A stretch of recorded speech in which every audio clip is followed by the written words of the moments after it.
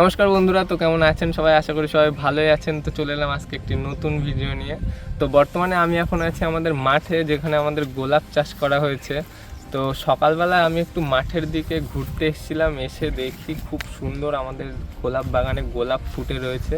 শীতের সকালে আর কুয়াশার চাদরে ঢাকা, তার ভেতরে গোলাপ বাগানে এত সুন্দর একটা দৃশ্য।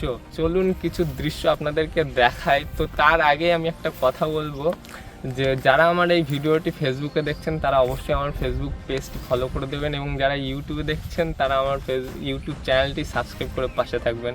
আপনাদের ভালোবাসা পেলে আরও খুব সুন্দর সুন্দর ভিডিও আপনাদের সামনে তুলে ধরার চেষ্টা করব। তো চলুন কিছু সিনেম্যাটিক শট দেখে নিন এবং এই ভিডিওটির মজা নিতে থাকুন।